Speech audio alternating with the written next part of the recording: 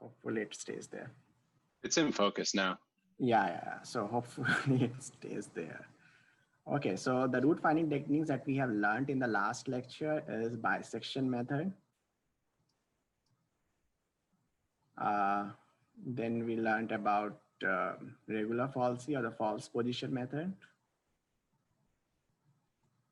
or false position method.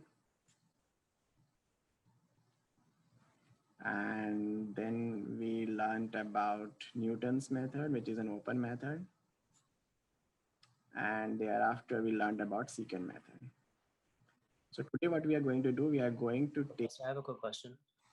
example. Yeah, go ahead. Um, so the recording that you're doing, have you started putting them on like some sort of beach board or something? Because I tried checking on beach board and I haven't found anything yet. I have not posted the recordings. The reason being there is some issue with my system where I am unable to do some editing with the video. So I am just bit not comfortable at this point of time to directly post the raw videos that is basically getting recorded via Zoom. So generally I used to do some sort of editing by making sure that the voices are actually at the same level and there are no such breaks and something like that. But somehow I'm unable to do those type of editing, and that is the reason I have not posted it. But if it turns out that as the videos keep on piling up and I'm not unable to do so, then I'm just going to post all the raw videos in the beach board. So probably just give me a week or so. If it turns out that I'm unable to do those editing, I'm just going to post the raw videos on the beach board. All right. Thank you. Yeah.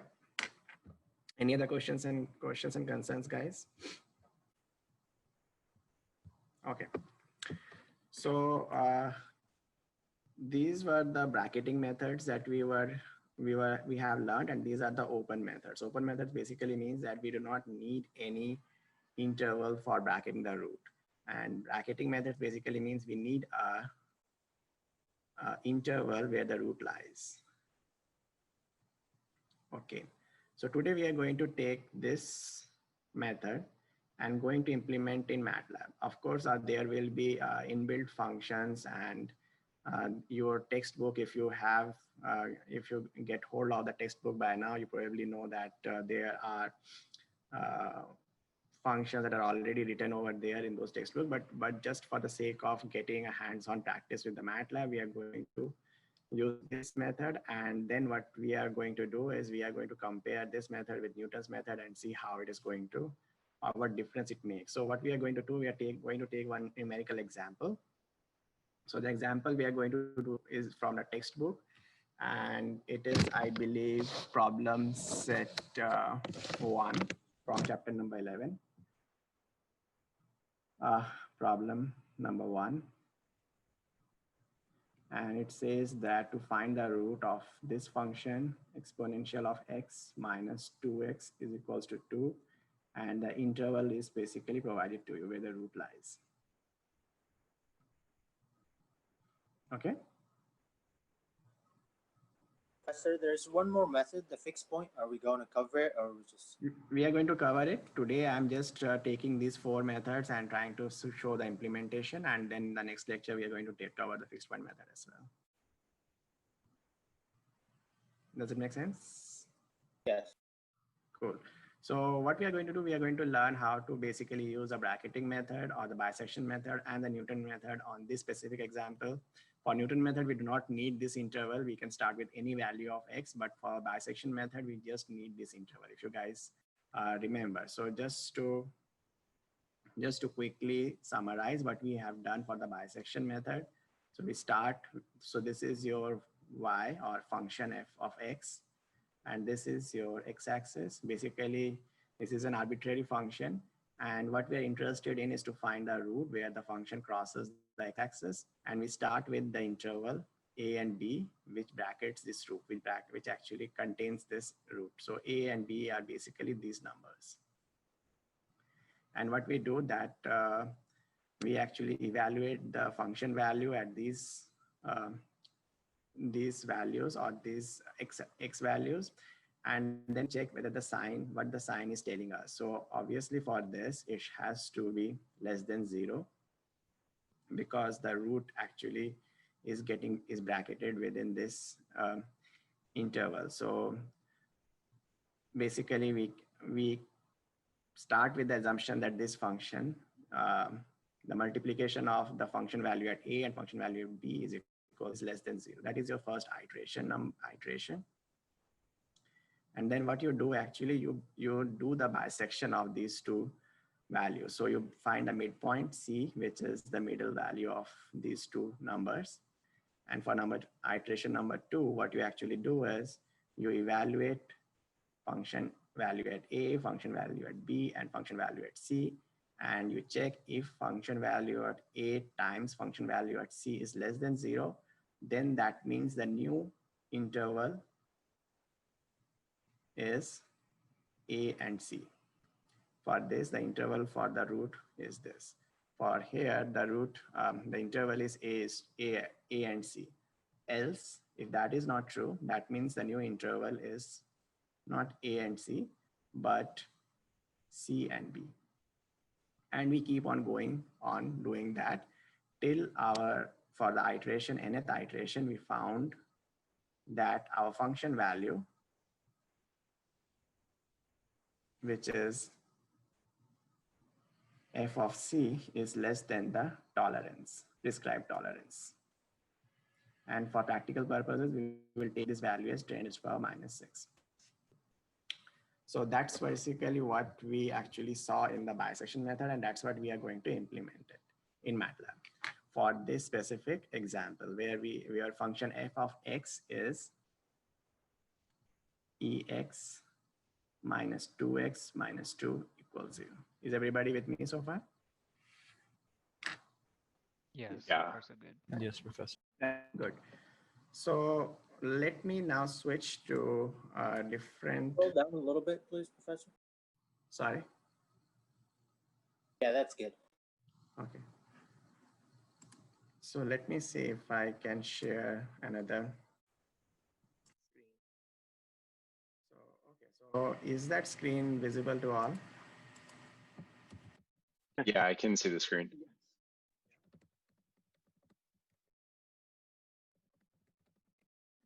So what I'm going to do is you probably have your MATLAB window open right now in front of you. Yeah. So what I'm basically saying or going to ask is that you guys basically do the same examples as I'm doing here in the MATLAB command window so that you actually follow what we are doing here. So I'm just assuming that you probably are just starting the MATLAB. So it may be that possible that some of you are experts in MATLAB. For those, this will be a bit trivial. But this basically makes, I'm just going through the very basic example just to make sure that everybody's on the same page. Does that make sense? Yes, Professor. So how many of you are basically, just for the sake of curiosity, how many of you are comfortable with the MATLAB and operations and you can easily do the programming in or writing code in MATLAB? I'd say I'm pretty comfortable with MATLAB. And may I know your name, please? Roosevelt Ayala? Roosevelt. Anybody else? I'm comfortable. It's just been a while, so I'd have to practice. Get back into it. And can you introduce, basically, can you identify yourself? I'm just not able to see who is speaking. Yeah, this is Matthew Barnhart. Oh, Matt, okay. Okay, that's good. So I have two students here. Anybody else who feels comfortable with MATLAB? Professor, is it mostly just going to be using if loops, while loops, for loops? Yes, stuff like mostly that? yes. Yeah, mostly. Yeah. So, okay, so how about I just ask you guys who are comfortable with MATLAB to straight away start the coding exercise, basically to start the implementation of the bisection algorithm without looking at the solution that is there in the book. So without looking at how the textbook actually solves it, you basically do what basically you look at. Let me actually go back to the document share. So you look at this algorithm and you take this function, numerical function, and you try to solve it, implement this iteration, this for loop. So those of you who are comfortable, you can straight away jump to implement that. And those of you who are not, so you stay with me and I will actually lead you to solve this specific example, and then we will do it together. And then thereafter you can work with some different examples. Does that sound good? Yes. Yes. Perfect. So those of you who are comfortable with MATLAB, please go and start doing your implementation of bisection method. Now don't look at the solution or don't look at how the textbook says it, because if you do that, then basically because you have not have to look at the solution. You just need to see how just writing the algorithm on a piece of paper, can you translate the algorithm into a code? That's what the objective is. So that's the reason I'm asking you, don't not look at the solution.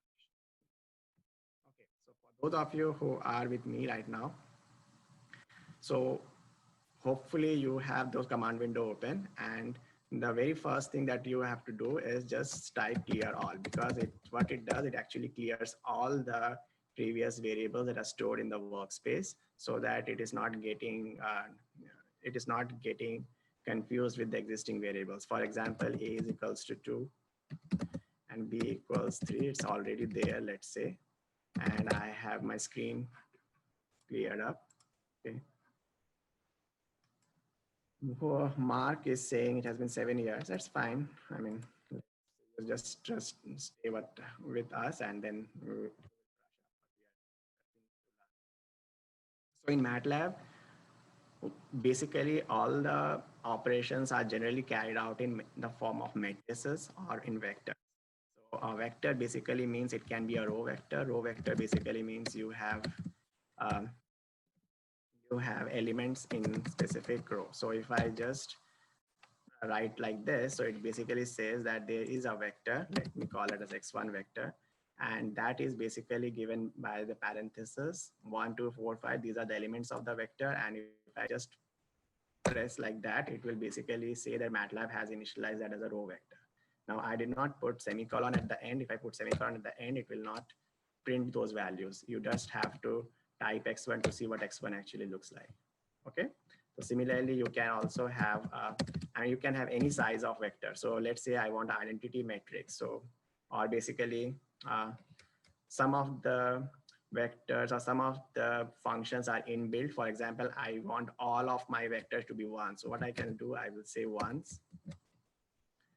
What it does, it says that I am trying to create a vector which is a first, which has got 1 row and 4 elements on it. So all of them should be 1. So it becomes 1 1 1 1. Similarly, I can create a vector with zeros. And you can change this number basically to see that basically becomes your row vector. Now if I change the order 5 comma 1, it becomes column vector. So you have a row vector and column vector. And if Your voice is cutting off a little bit, is it just me or is it for everyone? I'm getting it too. It's cutting off slightly, but okay, I will try to speak a bit slower. Probably it may be that I'm speaking a bit fast, so maybe there may be an issue, but I will try to be a bit slower so that it may not break. So here I'm just showing you how the matrix, how the numbers are basically entered in MATLAB, or numbers are visualized in MATLAB. So MATLAB basically takes everything as a matrix. So it can be a vector or a matrix. Matrix basically means you have rows and columns. So you have rows. So 1 row, 2nd row, 3rd row, 4th row, and 5th row. And columns are 1 first column, 2nd column, 3rd column, 4th column, and 5th column.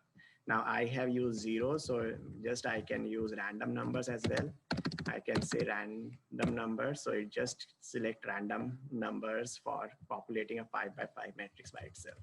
So if I say random n, so it is a different random matrix, and you can basically create any type of matrix that, or any size of matrix that you want. So that is just the basic for about vectors and matrices. Let me know if you have any confusion, any questions in between. I will stop and try to explain again. Is everybody with me so far? Yes. Yes. So Yep. since I have been using so many variables, I always press clear all. So it basically does what? It actually clears all the variables from the memory. So if I now say x1, it basically does not recognize it because everything has been cleared off. So clear all, CLC is for clear screen, and close all is to close all the existing figures that are already being popped up. So if you are trying to write a script, a MATLAB program or MATLAB code, the codes are basically of two types, function file or script file. So I will explain in a bit what function file and script file basically means. So what is the difference between the two? But by now you basically know, okay, this is, let's say I create a matrix. I just press semicolon there. So if I do not press semicolon, it will save me this as a matrix, and I can create another matrix, let's say -2, 1. So that's basically another matrix. So if I just press A plus B, it just adds the two matrices together. I say A minus B, it just up because minus and B does not together. So A is separate variable, negative operator, minus B will basically subtract that. So these are just very elementary operations. So A multiplied by B, if you say A multiplied by B, it will do the matrix multiplication. Now there is specific operation known as A dot multiplied by B. Can anybody tell me what does that mean? Element-wise multiplication. Yeah. Yeah, it's a dot product. So I would request response from those who are basically new to. So those of you who are aware about it, you can start just jump on the coding exercise. Those of you who are new to it or who doesn't know what does that mean, it basically means that you are multiplying one element with another. For example, let me actually print again let me actually clear the screen. A is this and B is this. So if I say A dot multiplied by B, what it is going to do, it is going to take 2, multiply with -3. And then it will take 3, it will multiply with the corresponding number of the B matrix. Similarly, it will take 5 and multiply with 5. So if I just press enter, you will see 2 multiplied by -3 is -6, 3 times 1 is 3, 5 times 5 is 25, 4 times 3 is 12. That's what it's A dot multiplied by becomes. But if I say A multiplied by B, that will be a different multiplication. It's just a matrix multiplication. It will not be just like element-wise multiplication. So A multiplied by B, it is a different number. Does that make sense, guys? Yep. Any questions so far? Lester, could you go over that again, please? Come again, sorry. Could you go over that part again, please? The matrix multiplication and dot multiplication. Yes. So dot multiplication, whenever you have this dot operator does what? It actually do the element by element operation. So when I say dot multiply, that means it has got first element over here and first element over here. They gets multiplied together. Okay. Similarly here 5 is the second row, second column. Similarly 5 is there. So 5 times 5 becomes 25. So it is just doing element wise multiplication. That's it. Okay. All right. Got it. Thank you. Okay, great. So with that said, what else? Okay, few of the things that I'm just showing right now, it's basically, we will be doing this when we will be doing the matrix operations after we finish this root finding techniques on simple. So you can do many types of operations, like you can find the inverse of a matrix. So it just find A inverse. You can also do many other operations with the matrices. But at this point, I'll stop at this point of time. It's very basic intro to handling the matrices in MATLAB. So if you have to basically access the second row only, second row is this. So what you can do is A second comma colon. Second comma colon basically means A matrix is 2, 3, 4, 5. So second row is 4 and 5. So if I press A 2 comma colon 4 and 5 only. So it will. So let me clear the screen to clear the space. So A is this, and if I just want the second row for my operations, I just use that specific syntax. And similarly, if I need the first column, what I can do is it is all colon basically means all the entries corresponding to second. If I say colon comma 1, can anybody tell me what will be the output? Let me actually randomly pick the student. Vanessa. Vanessa Sarmian, are you there?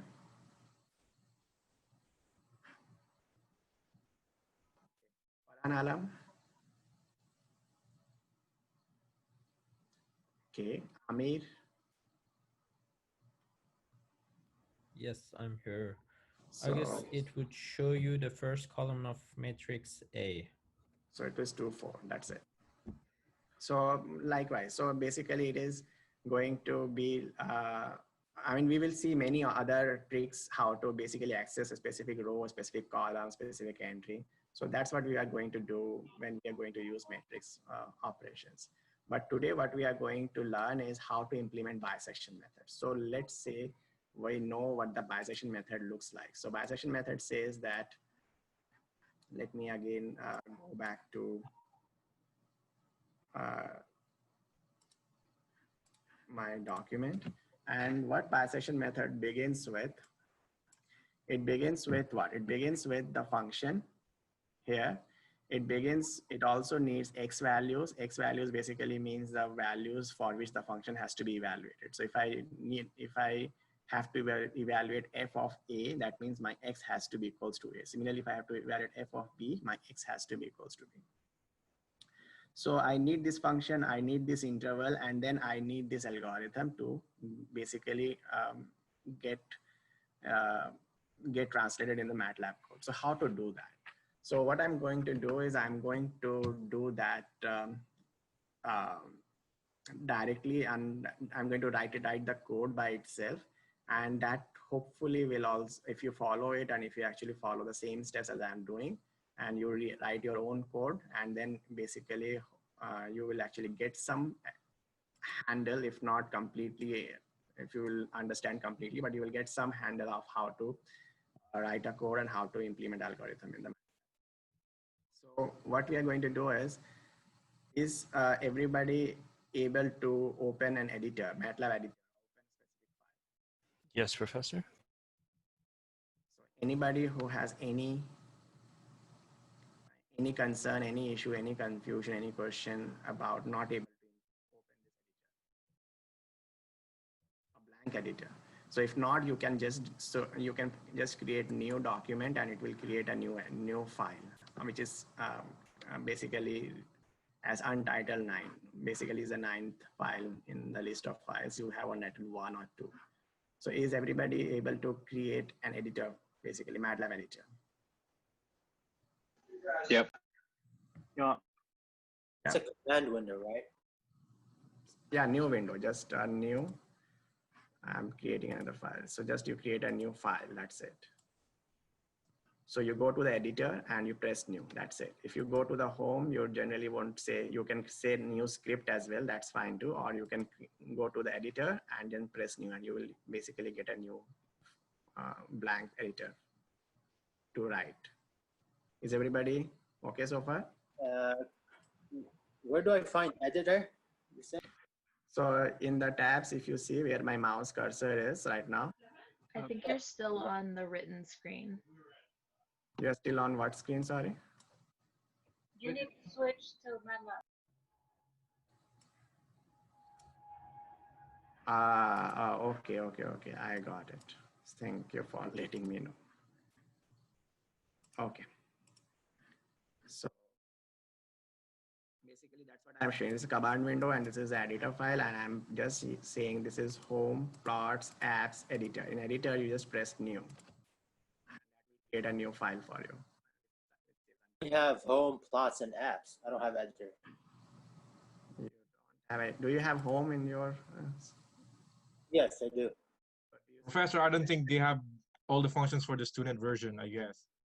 No, it is a common thing. I mean, but even if that's fine, if you have a home, just press new script. That's okay. Did you press new script and it opens something, some file, blank file? Yeah, it did, and now it shows the edit. Yeah, thank you. Great, good. So the first 3 lines, always remember it's this. And you press, that's a good practice, so that whenever you run it, it actually clears all the existing variables, it clears the screen and close all the variables.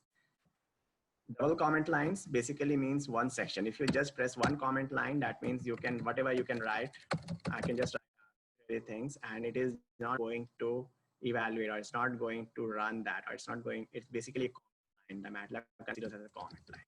So if you press double comment together, then it creates a separate section. Basically means you can have so many sections. So for example, I want this to be the first section when the code runs. This is the section where I implement bisection method.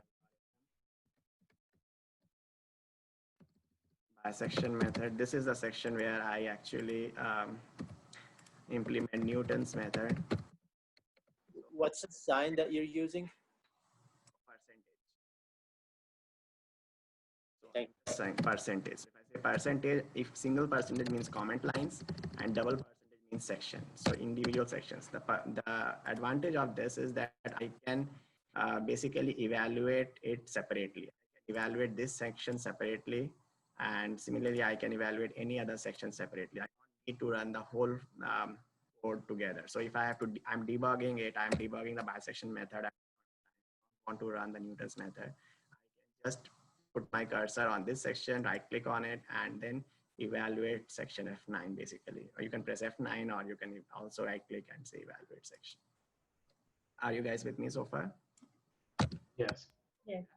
So I just say double percentage sign bisection method, it creates another section.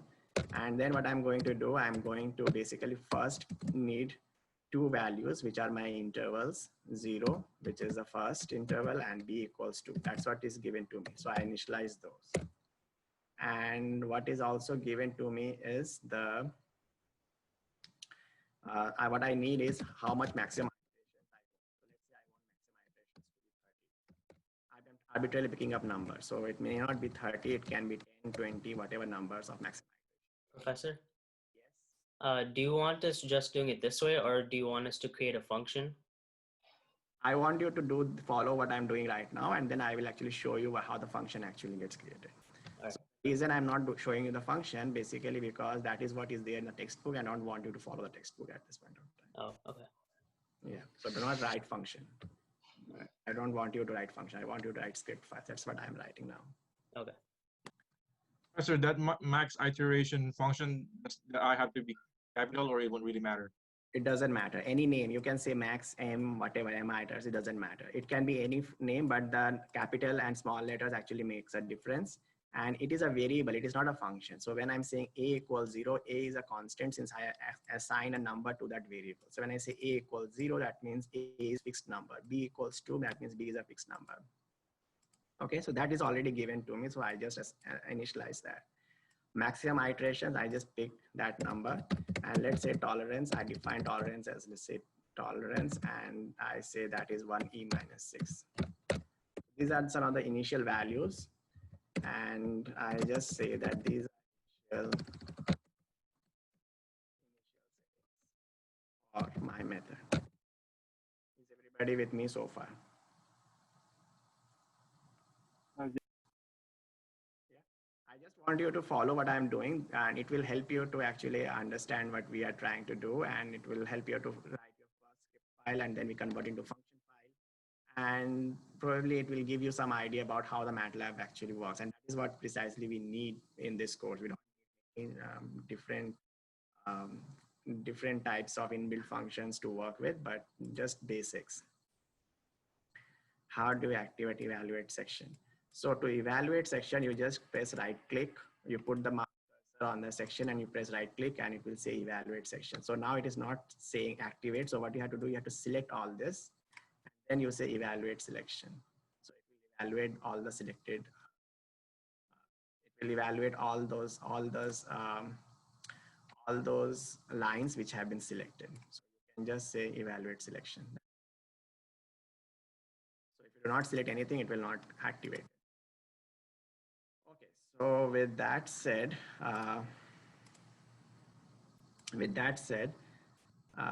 initial settings have been defined. Now we are going to implement our algorithm. What our algorithm actually says that I need, so what I'm going to do, I'm going to say that, okay, I have I'll start the for loop directly. And it's a good practice that, there are some chats, Windows.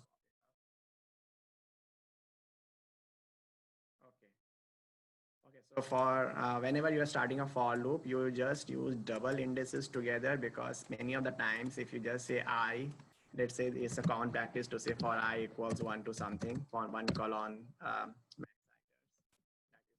what we are doing the for loop. We can use while loop, we can use we can use other loops as well. I'm just showing you with for loop. When you're using single variable like this or indices like this, then what happens, there may be, when you're writing a big code, it may be possible that the I has been initialized with some other variable or value. So in that case, the code or actually the algorithm gets messed up, because or the increment variable and the actual variables get messed up. So it's to avoid that mess up, you just use those double indices for creating any loops, and that will help you to avoid that sort of errors or that sort of confusion. So let's say for I equals 1 to max iterators, and I just end the loop. I'm just not writing anything in between. I'm just going to show what we need to write. But let's say I just write these lines. Now, with up to this point, is everybody with me so far? Yeah, what does that for loop y colon max iterators mean?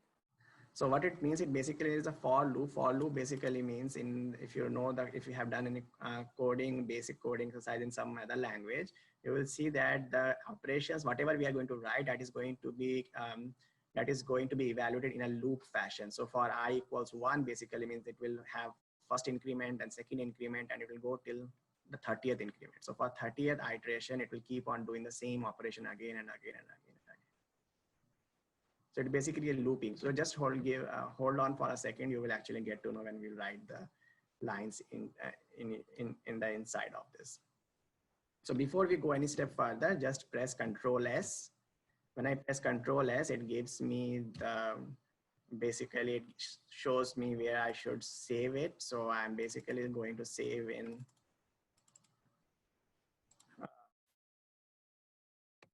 you can just give any name. So just select the directory where you want to save it. You can select the desktop, that's fine too, but just give it a file name. So I'm just saying root finding underscore. You don't need to use that name. You can use any other name. So just save it. Now what we are doing here. So first we have to do is we have to evaluate the function. So what I'm going to do is I'm going to use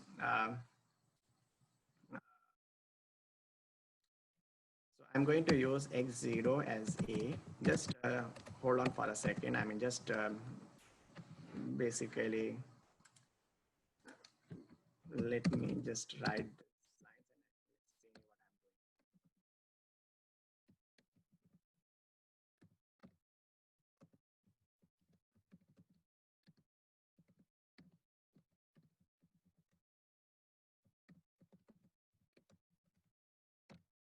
So I can write all these 3 lines together. If I have pressed, I have semicolons there. So with semicolon, I just don't need to write all of them like in a separate line. I can write in one single line. Basically, it says that I am creating some dummy variables x0. X0 is my initial, interval at first variable where my first value of that bracket where the root lies. Excuse me. And for the very starting iteration, I'm saying x0 is equals to a, x1 is equals to b, and middle value of that interval is 0.5 times, which is the bisection of which is the middle value of x0 and x1. And inside, what I'm doing is I am evaluating the function at 0. 0 basically means the start point, and first 1 basically means the end point. I can also say as x start. Let me say start and x mid. This is x underscore start and x underscore end. And what I'm doing is I'm evaluating the function at start point, which is exponential of x start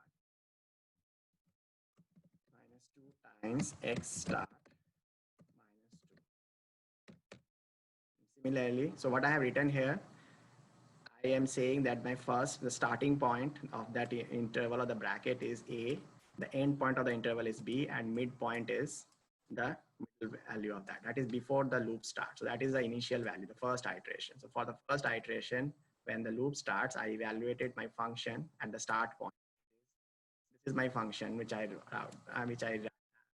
wrote here in MATLAB. If you see, the function that I started with is exponential x minus 2x minus 2. So I'm just saying if I have to evaluate function at start point, it will be this. Similarly, I can copy this all together and paste it in the second line. Instead of start, I will say it is end. So function evaluated at end point, exponential at end point, end minus 2. So I have got function at start point, function at end point, and also need function at midpoint. So function at the midpoint, the function value at the midpoint.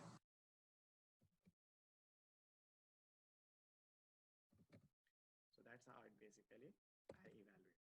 Now I'm just going to use if statements. Now before I actually write the if statements, any confusion so far, guys? So that function start that you wrote, that's the function variable then? Is that what it is? It's just a variable. It's not a function. It is just a variable which indicates that the function is evaluated at x start. This is another variable which says what is the function value at x end. This is another variable which says what is the function value at x. So I'm just evaluating these functions for 3 values. So there is no function being defined as such, but the function is explicitly defined here. Later on, I will show you how to convert into a function file. So at this point, we are just writing a plain script, plain MATLAB code. That's it. I think there is no inbuilt function that we are using. The only inbuilt function we are using is this exponential function. MATLAB has the inbuilt function of exponential. So you can just write exponential and parentheses. You can put the x. So it is the same as e raised to power x. Did I answer your question? Yes. Thank you. Any questions, guys, so far? Are you guys having any trouble, any problems so far? Is there a reason why you indent? Do you have to indent for in between the 4 and the end? You know how your Yes, it has. That is a good practice because that will tell you if you have many multiple for loops, you actually know which actually codes or which lines are for which loops. Okay. Practice for having the proper indentation. And this will automatically come. So if I say for and then press enter, and automatically the cursor will go to that indentation. Okay. Can you repeat it again, please? But I was saying that if you are going to write any code or any lines within a loop, then it is always better practice to have an indentation. Indentation basically means I am not saying I'm not writing my line, starting my line from the very first space here. So automatically, if you press enter, the cursor basically goes into this position, and this position means anything that I'm going to write should start from this position. Professor? Yeah. Why did you label, or why did you assign A to X start and B to X end? Couldn't you just have left A and B as the variables and just made C for X mid? Again, so that is not what I'm saying you have to do my way. I'm just showing you. So if you know how to do it, you are more than allowed to do whatever way you are going to implement it. Okay. Just like I'm showing you, just to make sure that you understand what this is the start position and this is the end variable. That's it. Yeah. Right. Cool. So if everybody is with me so far, now I'm just going to implement the algorithm which says that if my f of a, which is f1 function value of the start, function value of the mid position. If this is less than equals to, actually it will be less than 0. Sometimes it can be equal. So if it is less than equals to 0, that means my x start will be a as it is. Sorry, x start will remain as x start, and x end will be else x start will becomes x mid and x end will remain as x end, and x mid would be same 0.5 times x start plus x end. Let me know if you have understood this part or not. I gotta copy it down first. Okay, before you copy it down, just let me explain again the lines. What I am saying, if you look at your document, you have seen that we are basically doing if f of a multiplied by f of c is less than 0, then my root lies within a and c. So x start will be as it is, and x of otherwise x start will be c and x end will be b. So that's what it is doing. So you can copy it now and then you can go from there.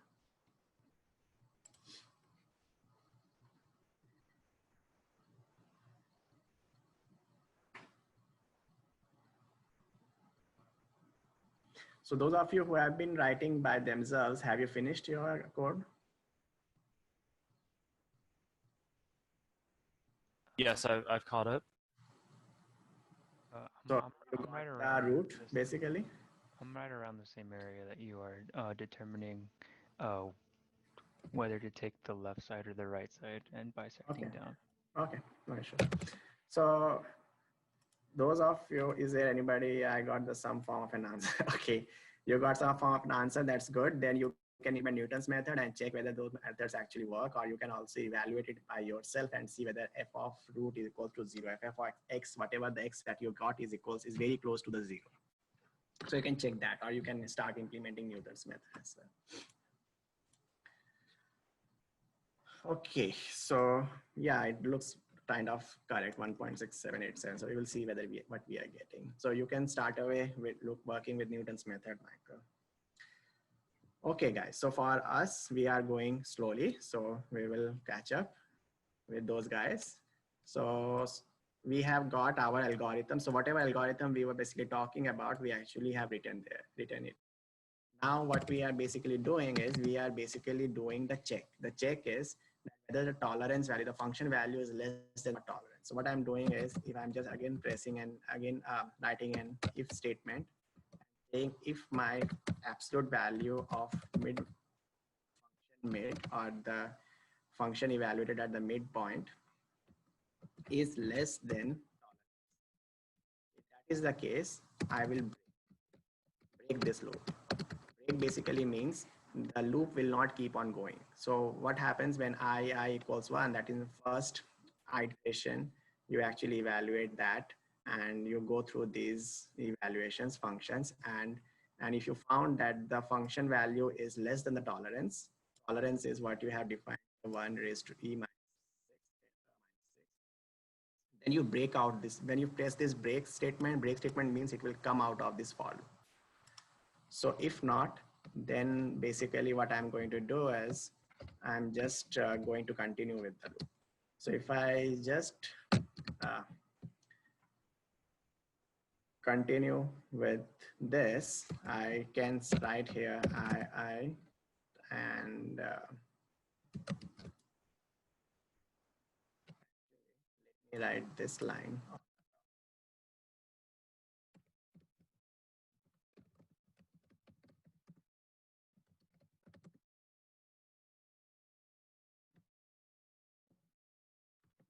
Just give me a second, guys.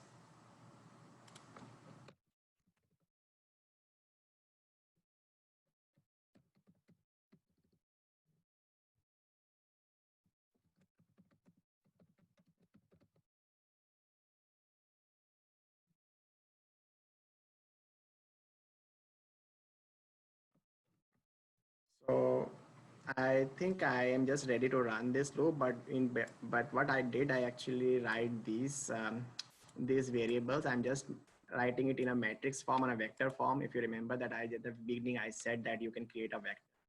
So what it says, MATLAB considers that this is a vector where first element is the iteration number, second element of that vector is the starting value of x, third value is the last value of the bracket, that is b, middle value of that, which should be the middle point, and function evaluated at midpoint. And if I just press run, Wait, Professor, wait, why did you write that line again? so I just want to output it. So let me say I just comment it. I just press Control R. Control, if you press Control R, that line gets commented. And if you press Control T, that gets uncommented. So what I'm doing here, I'm just trying to output the values for each iteration. So I'm just going to see how the values change for each iteration. Okay. What buttons did you press to comment it and uncomment it? Control and R.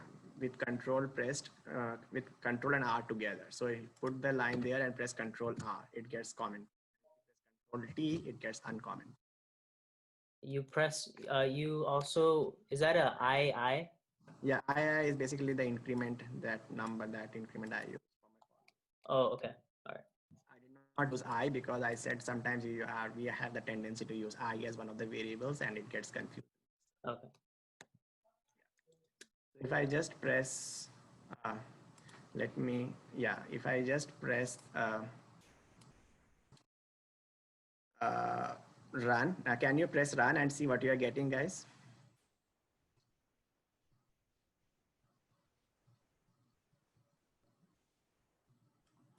Point 67834. The Yeah, font, the C, so, I guess. okay, so one thing that you can do here, at the very beginning, you can say format long. Format long basically means it is going to give you more decimal places than what it is right now showing. Right now it is showing only 4 decimal places.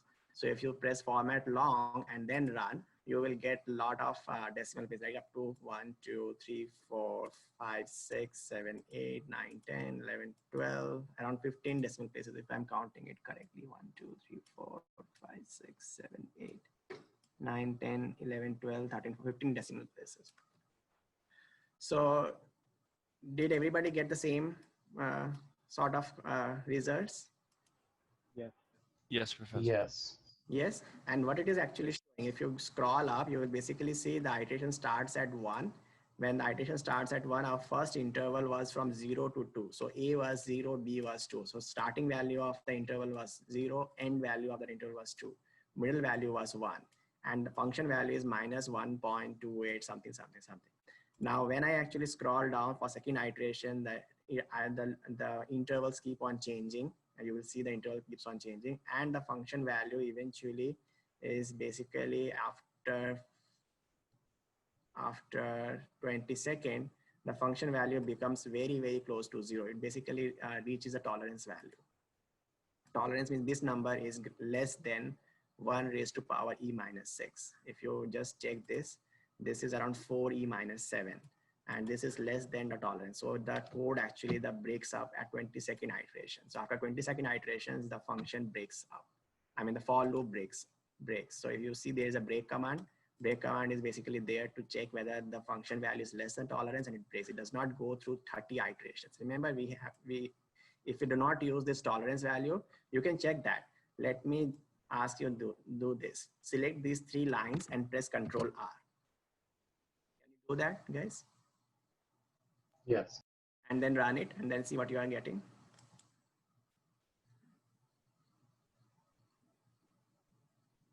So you see the counter now goes up to 30. So you actually run up to 30 iterations. And instead of breaking at 20-second, it continues till max iterations. So whatever from 1 to 30, it basically keeps on. Somebody was asking, what is this for loop? What is it actually doing? For loop basically does all these operations inside it. And for first, I equals 1, then second, then third till max iterations, unless you break it forcibly. So here I'm again pressing Control T. I can use this line to break it. So basically to stop. So I basically use it, and then I will see that my conditions get set. multiplied within 20 seconds. And what is my root then? Can anybody tell me what will be my root at this point? What will be my root of the function? Is it this value? Is it this value? Or is it this value? What value? Sorry? 1.6 word value. So, okay, so my question is that I am printing some numbers, and in these numbers, this number shows the iteration number. This number shows the first value of the bracket where the root lies. This is the second value, the end point of the bracket. This is the middle point of the bracket, and this is a function value at the midpoint. So in these three numbers, there is one of them is basically represents the root of the equation. So which one of them represents the root? The mid one? Midpoint. Which one? This one? The fourth value? Fourth, yes. So this is the value which represents a root. So that is basically your root of the equation, 1.678347. Got it, guys? Yeah.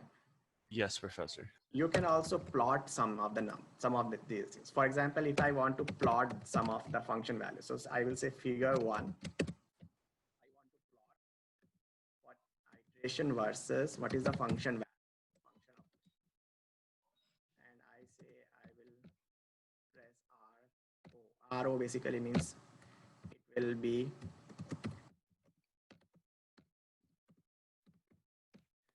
be basically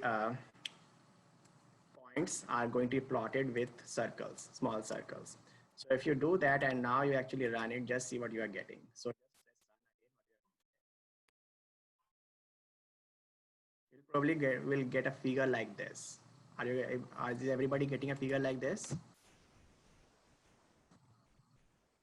Professor, Yes. I'm actually not getting the right values. I'm not sure what I did incorrectly. So did you follow what we are doing so far? Yeah, so far I've done. It's the same thing. You can check it right now, and then you can see what's the problem you're having. And for the rest of you, please plot the figure and see what you are getting. I was able to get what you got, Professor. You got it, right? And if you look at these values, this is the first value, first iteration, second iteration, function value, third iteration, that is a function value of the third iteration, then the fourth iteration, then the fifth iteration, sixth, seventh, and you can see that the function goes like this, and then as the iterations progress, it will actually quickly goes to 0. And that is what your root should be, or x has to be near 0. So when it is very, very close to 0, which is the 22nd iteration, that is where your x value is, the root of the equation lies. And you see what I'm saying? Yes. How do you plot it again, Professor? It's just like I wrote this line. I'm going to copy this and just say, I'm going to plot not the function value, but say for figure number 2, plotting II and x mid. X mid is middle value or the root of the equation. Instead of R0, I'm just playing R star. R star means now the points will be marked with stars.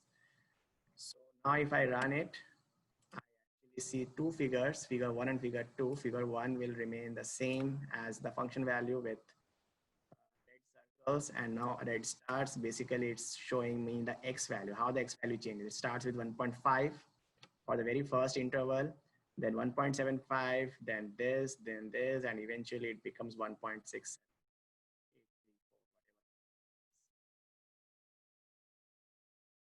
everybody seeing what I'm doing here?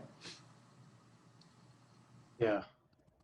And there was one student who was saying he's not getting correct values. Have you got it?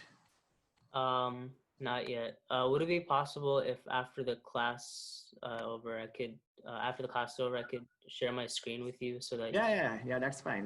Yeah, of course. So Professor, yeah, go ahead. The RO and R star is just the shape of the points. Yeah, that's how the points are basically going to be plotted. So it is red color and circles. So I can select as K basically means black color, B means blue color. So if I say K and B, now if I run it, you will see the colors will be black and blue. So black circles and blue asterisk. Professor, what does the hold on do? Hold on actually keeps on opening, because for every time when the for loop is going on, the figure window will keep on stay active. So hold on basically says the figure window will remain active and the points will keep on continuously being plotted on it. Because this figure is basically inside the for loop, it is not outside the for loop. So for every time I changes, the increment changes, the figure keeps on changing as well. So hold on basically make sure the figure window stays active. It does not get closed. Okay. Okay. Why is the reason why we have two different plots? There is a reason, because this is plotting the function value and this is plotting the actual root of the equation, the x value. This is f of x, plot of f of x, and this is plot of x only. That's it. Got it. Thank you. Yeah. Any other questions, guys? If not, then quickly we can, this is what we have done so far. This is a script. This is what we call a script file, MATLAB script file, where you are basically writing all the lines and you are evaluating those lines, and the MATLAB evaluates that and gives you the answer. Now there is some other type of file which you call as function file. What function file does is, so what we are doing here, we are basically evaluating individual function values separately. So for x start, I'm doing the same operation, but I'm doing for 3 times. So let's say if I have to do it 5 times, I have 5 points and I have to evaluate 5 times, I have to write it 5 times. So instead of doing that, I can write it only one, I can use a file which contains this statement. So for example, I copy this, Control C, press this plus button over here, new script, okay, and then Control V, paste it. Is everybody able to do that? Yes. And then you just press enter, and the very first line you said function parenthesis is the function value. Just write this and I'll explain you what is equals to function of problem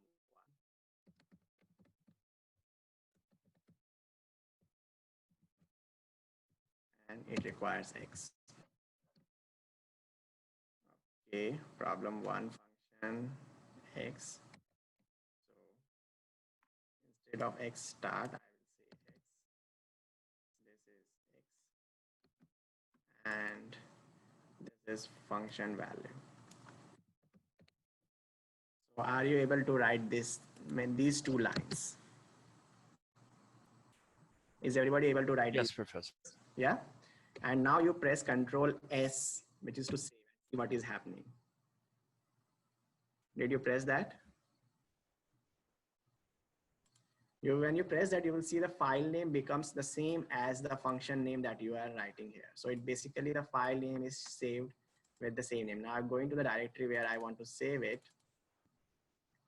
So I saved this function file in the same directory where all the codes are. So you said Control S as in Control save. S. Yeah, Control S. Basically, it says save. Is everybody able to do this much? It's not, Control S is not doing anything for me, but I'm using a Mac. Maybe it's different. Maybe Command S. I don't know what is it, or maybe, or you can just press save. That's fine too. You can just press save. That should be okay. That should do the job.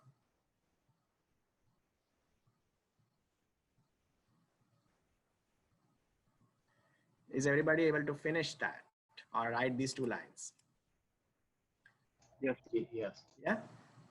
Now what you do, you copy this, the first few, this much syntax that I'm highlighting it here. Just copy this, press Control C, go back to your original code and press Control V, paste it over here. And then comment those 3 earlier lines that you wrote.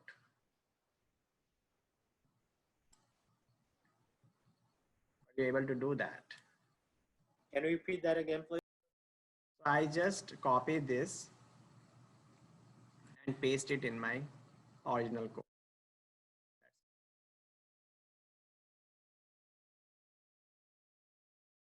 I commented these 3 lines.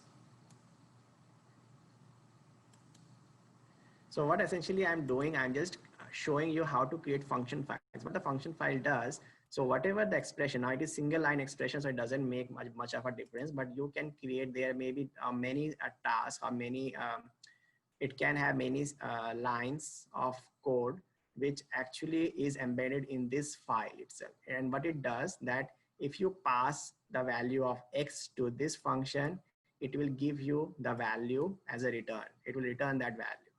So this is how the function files are written over there, So here, I mean, it will not make a big difference because it's single line evaluation.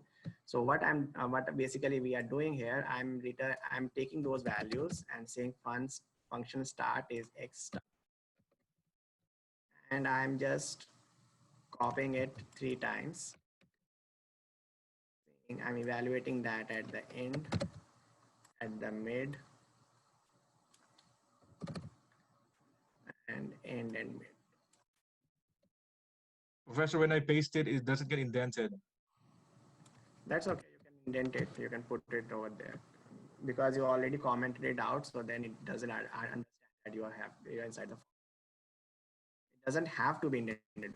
MATLAB will not give you errors. It is just a good practice, good programming practice. Is everybody able to write this much? What we are doing here? Yes, Professor. And if you run this code, what you get? The same output that you are getting earlier. And it is basically what it is, what we have done so far is we have been able to write 2 files. One is script file. Script file means whatever the function that you want to evaluate, you are evaluating it 3 times inside the code, or you can write a function file. Function file is basically a separate file that evaluates a function. So you can write your own function over here. So now you can change this function and then you can evaluate it. You don't have to worry about what the function looks like. And then in the main code, you are calling that function. So I'm now calling this function. I'm calling this function for problem number 1 from the textbook with this X value. So when I pass on this X value, but the thing that I'm getting back is the function value for the start point. Similarly, when I pass the end value, what I'm getting back is function value at the end point. And when I pass the middle value, I get back the function value at the midpoint. So I'm just showing you how to evaluate the function separate. I mean, 2 ways, either writing it explicitly over here, or you write the explicit function in a separate file, which is we call as function file. That's it. Is everybody with me so far? I got an error. What error? It says I can recognize function or variable X start, but we should have the X start though. Okay, so can you share your screen? I can now try to debug your code. So before I actually stopped here, so I basically have shown what we have achieved here. What we have done is how to implement a bisection method algorithm in the MATLAB code. Now you can implement similar ways, different methods like Newton method, secant method, regular falsy method, and you can write your own algorithm and own code, and you can solve the root of the function. So what you have done is, given this function, you have been able to find what is the root of that function is. Now, imagine that function can be any function. It need not be only this function. It can be any function of any type. And what you have in your code is a way that you can find the root of the function, provided you know what the starting values are. So when you do when we implement the Newton's method, then we don't even need this initial starting values for my bracketing. You can start with any initial guess, and we can see what the Newton's method tells us. So that's what we will be doing in the next lecture. We will be go over the Newton's method and see how the Newton's method compares with bisection method and with different functions as well.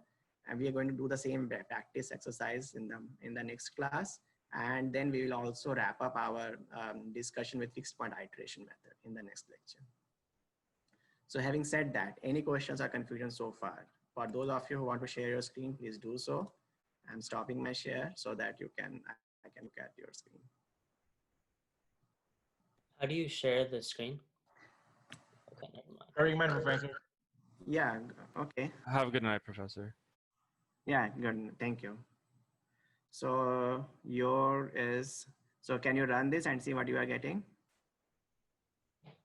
Unrecognized X start.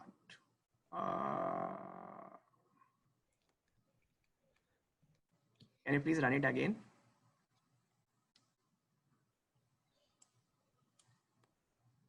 Okay, if you go back in your problem one function, if you go back there, no, here, problem one underscore fun, just click on this. You don't have to go from there actually. You can directly click from here. Okay, so here it has to be all X. It should not be X star. It should be X. So you have to, because this is what it is coming, X as an input. So instead of X start here, write X only. Okay. What I'm saying is line number 3, do not write X underscore start, just say X, that's it. Okay, you please repeat it, you cut off. In line number 3, just write X, not X underscore start, just X. Oh, there. Yeah. Similarly, functions, it should not be function start, it should be function value. So the start goes away. Yeah, it goes out because it's a generic function now. That is a function. It doesn't care about whether it's start or end or something. Oh, so pretty much that X is like arbitrary, I guess. Yes, and hold on. And also you write here fun underscore value because that is what it is returning. And the line number 3, yeah, it should be value. Oh, yeah. That is what your output is going out. But yeah, save it and run. So don't run this, save this. And go back to your original code. Yeah, go back, click on that. Yes, and now run it. Okay, you got it. Oh, okay. So anybody else has any issues, you can share with me your screen and I can look at it. Thank you, Professor. Yeah, welcome.